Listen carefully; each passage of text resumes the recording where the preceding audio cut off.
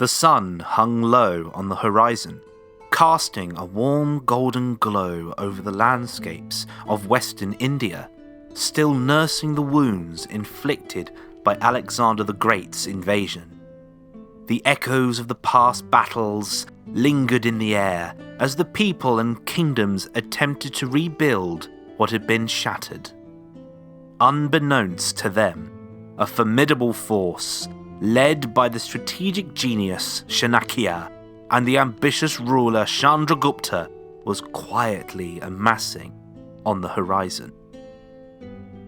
In our last episode, Chanakya, a strategic genius, observes weakness in Magadha's leadership. Recognizing the need for a centralized empire, he seeks a worthy leader, ultimately choosing Chandragupta. Whether through fate or strategic alliance, Chandragupta becomes Chanakya's protege, learning war, diplomacy and statecraft. Their journey unfolds amidst tales of Chandragupta's humble beginnings and the pursuit of destiny.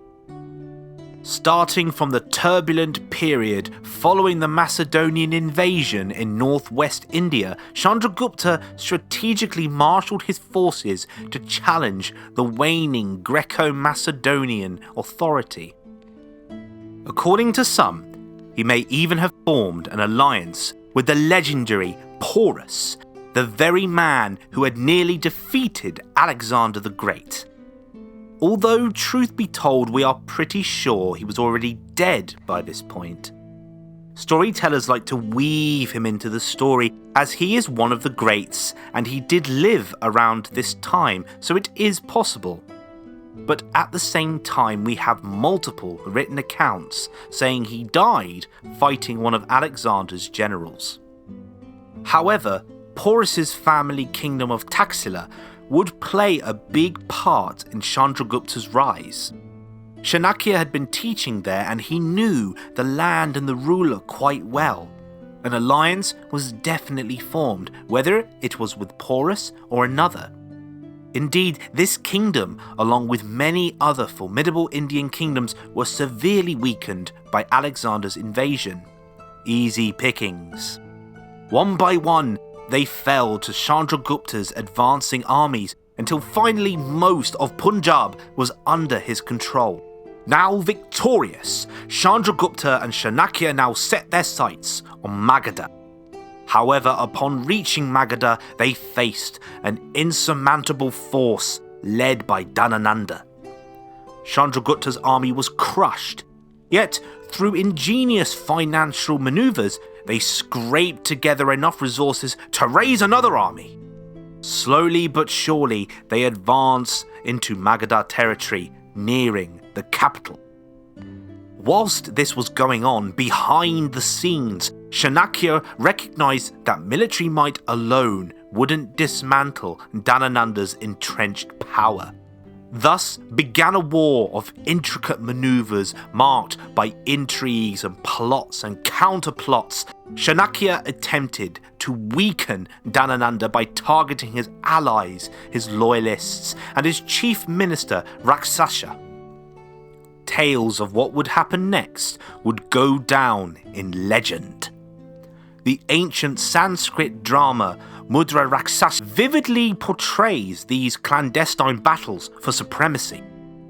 Chandragupta, blending military prowess with strategic finesse, ascended the throne in Pataliputra, defeating Dhanananda, who mysteriously disappeared from historical records. Some accounts suggest he left without a trace, while others propose that he met his demise.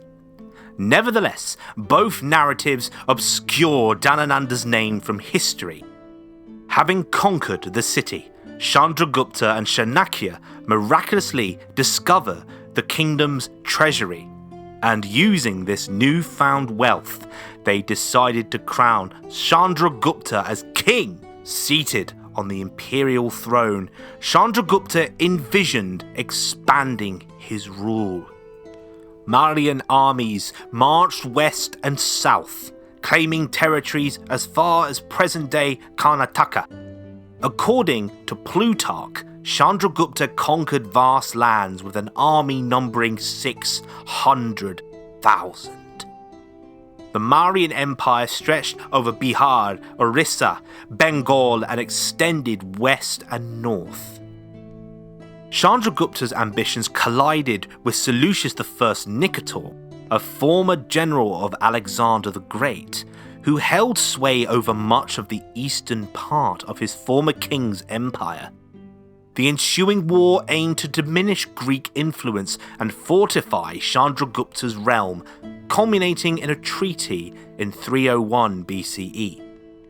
Chandragupta acquired lands between Afghanistan and the Indian subcontinent. While legend speaks of Seleucus giving his daughter Helena to Chandragupta, historical evidence remains silent on the matter.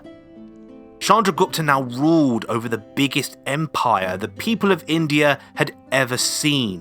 It had unified all of the great Indian powers into one, minus a few in the south. But conquering this empire was in theory the easy bit. The next bit of the plan would require time, patience, and cunning. It was time to build a state.